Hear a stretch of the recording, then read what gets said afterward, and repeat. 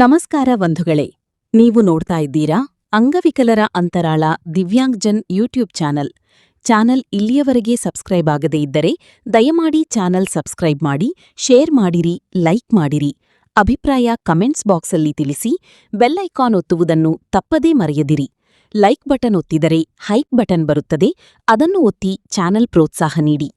ವಿಶೇಷಚೇತನರ ಇಲಾಖೆಯ ಯೋಜನೆಗಳು, ಅಂಗವಿಕಲ ವ್ಯಕ್ತಿಗಳ ಹಕ್ಕುಗಳ ಅಧಿನಿಯಮ 2016ರ ಕಾಯ್ದೆಗಳನ್ನು ಕಾರ್ಯರೂಪಕ್ಕೆ ತರುವ ಮತ್ತು ಅದರ ಬಗ್ಗೆ ಜಾಗೃತಿ ಮೂಡಿಸುವಂತಹ ಪ್ರಾಮಾಣಿಕ ಪ್ರಯತ್ನ ಮಾಡಿರುವ ವರದಿಗಳು ಮಾತ್ರ ಪ್ರಸಾರ ಮಾಡುವ ರಾಜ್ಯದ ಏಕೈಕ ಯೂಟ್ಯೂಬ್ ಚಾನಲ್ ಅಂಗವಿಕಲರ ಅಂತರಾಳ ದಿವ್ಯಾಂಗ್ಜನ್ ಯೂಟ್ಯೂಬ್ ಚಾನಲ್. ರಾಜ್ಯದ ಅಂಗವಿಕಲರಿಗೆ ತಿಳುವಳಿಕೆ ಕೊಡಬೇಕು ಎಂಬ ಸದುದ್ದೇಶದಿಂದ ಮಾತ್ರ ಕೆಲಸ ಮಾಡುತ್ತಿರುವ ಚಾನಲ್ ಇದಾಗಿದ್ದು, ಅಂದರೆ ರಾಜ್ಯದ ಅಂಗವಿಕಲರು ತಮ್ಮ ಸಮಸ್ಯೆಗಳನ್ನು ಹೇಳಿಕೊಳ್ಳುವ, ಅವುಗಳಿಗೆ ಪರಿಹಾರ ಕಂಡುಕೊಳ್ಳುವ ಒಂದು ಉತ್ತಮ ವೇದಿಕೆ ಇದಾಗಿದೆ. ಇದರ ಸದುಪಯೋಗ ರಾಜ್ಯದ ಅಂಗವಿಕಲ ಬಂಧುಗಳು ಪಡೆಯಬೇಕೆಂದು ಚಾನಲ್ ಬಳಗ ಯಾವತ್ತೂ ಆಶಿಸುತ್ತದೆ. ನಮಸ್ಕಾರಗಳು ಬಂಧುಗಳೇ, ನಮಸ್ಕಾರ. ಕರ್ನಾಟಕ ರಾಜ್ಯದಲ್ಲಿ ವಿಶೇಷಚೇತನರ ಮಾಶಾಸನ ಈ ಒಂದು ವಿಚಾರವಾಗಿ ರಾಜ್ಯದ ವಿಶೇಷಚೇತನರು ಸದಾ ಗೊಂದಲದ ಗೂಡಾಗಿ ಅವರು ಹಲವಾರು ವಿಚಾರಗಳನ್ನು, ಹಲವಾರು ಆಲೋಚನೆಗಳನ್ನು ಮಾಡ್ತಾ ರಾಜ್ಯದ ವಿಶೇಷಚೇತನರು ಆತಂಕಕ್ಕೊಳಗಾಗಿದ್ದಾರೆ. ಅಂದರೆ ಮಾಶಾಸನ 3 ತಿಂಗಳಿಂದ ಬರ್ತಾ ಇಲ್ಲ ಅನ್ನೋ ವಿಚಾರ ಒಂದು ಕಡೆ ಆದರೆ, ಈ ಕಂದಾಯ ಇಲಾಖೆ ನಕಲಿ ಅಂಗವಿಕಲರ ಫಲಾನುಭವಿಗಳನ್ನು ರದ್ದುಪಡಿಸುವಂಥ ಕೆಲಸಕ್ಕೆ ಕೈ ಹಾಕಿ, ಇಲ್ಲಿ ನಿಜವಾದ ಅಂಗವಿಕಲರಿಗೆ ಅನ್ಯಾಯ ಆಗಬಾರ್ದು ಅನ್ನೋದೇ ನಮ್ಮ ಕಾಳಜಿ. ಆ ವಿಚಾರವಾಗಿ ಒಂದು ವರದಿ ಈ ವಾಟ್ಸಪ್ ಗ್ರೂಪ್ಗಳಲ್ಲಿ, ಅಂದರೆ ಅಂಗವಿಕಲರ ವಾಟ್ಸಪ್ ಗ್ರೂಪ್ಗಳಲ್ಲಿ ಮಾಧ್ಯಮದಲ್ಲಿ ಬಂದಂಥ ಒಂದು ಪ್ರಕಟಣೆಯನ್ನು ಹರಿದಾಡ್ತಾ ಇದೆ. ಈ ಹರಿದಾಡ್ತಕ್ಕಂಥ ಪ್ರಕಟಣೆಯನ್ನು ನೋಡಿ ವಿಶೇಷಚೇತನರು ಹಲವಾರು ಆತಂಕಗಳನ್ನು ವ್ಯಕ್ತಪಡಿಸ್ತಾ ಇದ್ದಾರೆ. ಆ ಆತಂಕದ ವಿಷಯವಾಗಿ ಒಂದು ವಿಚಾರ ತಮ್ಮ ಜೊತೆಗೆ ಹಂಚ್ಕೋಬೇಕಂತೇಳಿ ಈ ಒಂದು ವರದಿಯನ್ನು ಮಾಡ್ತಾಯಿದ್ದೀನಿ. ಏನಿಲ್ಲ ಬಂಧುಗಳೇ, ಇಲ್ಲಿ ಅನುಮಾನಾಸ್ಪದ ಫಲಾನುಭವಿಗಳನ್ನು ಕೈ ಬಿಡಲು ಕಂದಾಯ ಇಲಾಖೆ ಸೂಚನೆ ಅಂತಕ್ಕಂಥ ಮಾತಿದೆ. ಬಟ್ ಇಲ್ಲಿ 84,000 ಜನರ ಪಿಂಚಣಿ ರದ್ದಾಗಿದೆ ಅಂತಕ್ಕಂಥ ವಿಚಾರ ಶೀರ್ಷಿಕೆ ಇರಬೇಕಂತ ಒಂದು ವರದಿ ಇಲ್ಲಿ ಯಾರು ಮಾಡಿದ್ದಾರೆ ಇದು ಅಂದ್ರೆ ವೀರಣ್ಣ ಬಳೆಗಾರ್ ಅಂತಕ್ಕಂಥ ಮಾಧ್ಯಮ ಮಿತ್ರರೊಬ್ಬರು ವರದಿ ಮಾಡಿದ್ದಾರೆ ಬೆಂಗಳೂರಿಂದ.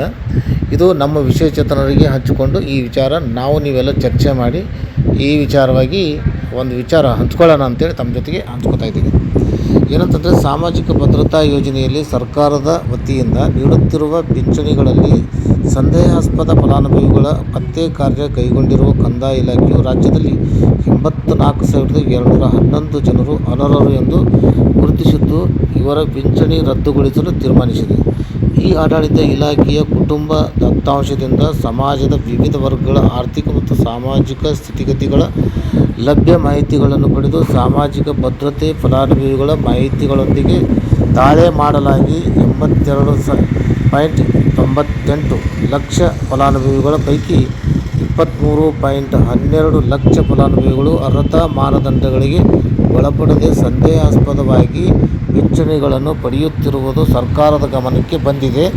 ಸಂದೇಹಾಸ್ಪದ ಪ್ರಕರಣಗಳನ್ನು ಗ್ರಾಮ ಆಡಳಿತಾಧಿಕಾರಿಗಳ ಮೂಲಕ ಪರಿಶೀಲಿಸಿ ನಿಯಮಾನುಸಾರ ಸೂಕ್ತ ಕ್ರಮವಹಿಸಲು ಸಂಯೋಜನೆ ಮೊಬೈಲ್ ಆ್ಯಪ್ ಸಿದ್ಧಪಡಿಸಿ ರಾಜ್ಯದಲ್ಲಿ ಈಗಾಗಲೇ ಮೇ 21ರ ಅಂತ್ಯಕ್ಕೆ 23,12,667 ಸಂದೇಹಾಸ್ಪದ ಫಲಾನುಭವಿಗಳ ಪೈಕಿ 19,22,833 ಫಲಾನುಭವಿಗಳ ಪರಿಶೀಲನಾ ಕಾರ್ಯವು ಮುಕ್ತಾಯಗೊಂಡಿದೆ.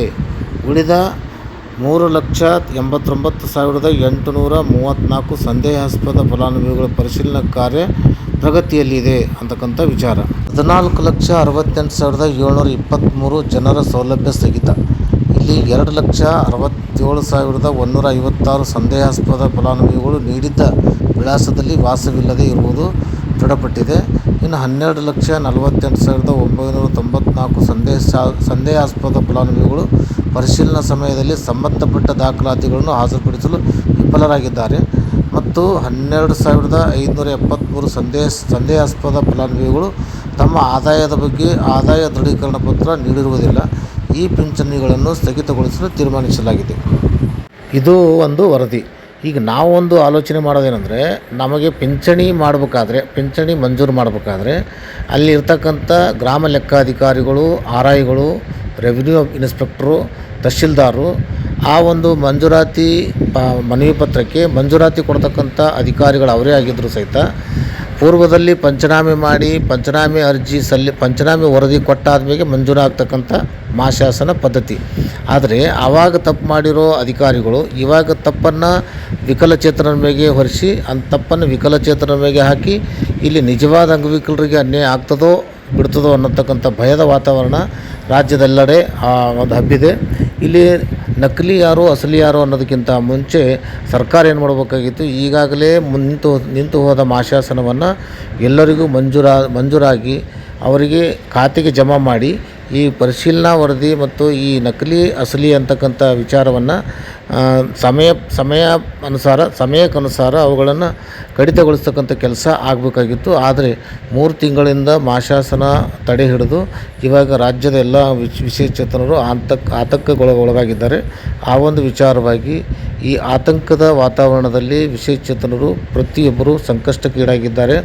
ಕೆಲವೊಬ್ಬರು ಆರೋಗ್ಯ ಸಮಸ್ಯೆ ಇದ್ದಂಥ ಅಂಗವಿಕಲರು ಔಷಧೋಪಚಾರ ತಗೊಳ್ಬೇಕಾದ್ರೆ ಇವತ್ತು ಹಣಕಾಸಿನ ತೊಂದರೆ ಆಗ್ತಾಯಿದೆ.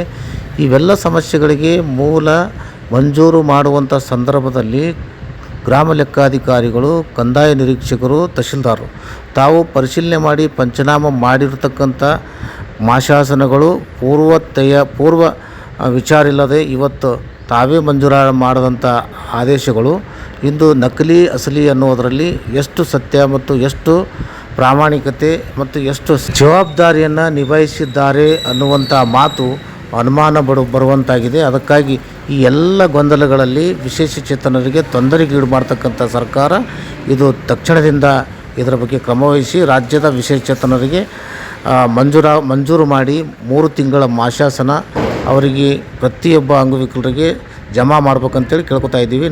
ಈ ವರದಿಯು ಅಂಗವಿಕಲರ ಸಾಮಾಜಿಕ ಜಾಲತಾಣದಲ್ಲಿ ಮತ್ತು ವಾಟ್ಸಪ್ ಗ್ರೂಪ್ಗಳಲ್ಲಿ ಬಂದಂಥ ಮಾಧ್ಯಮ ಪ್ರಕಟಣೆಯನ್ನು ಆಧಾರವಾಗಿಟ್ಟು ಈ ವರದಿಯನ್ನು ಮಾಡಲಾಗಿದೆ. ದಯವಿಟ್ಟು ಇದನ್ನು ತಾವೆಲ್ಲರೂ ಗಮನಿಸ್ಬೇಕಂತೇಳಿ ಕೇಳ್ಕೊತಾ ಇದ್ದೀವಿ. ನಮಸ್ಕಾರ, ಧನ್ಯವಾದಗಳು.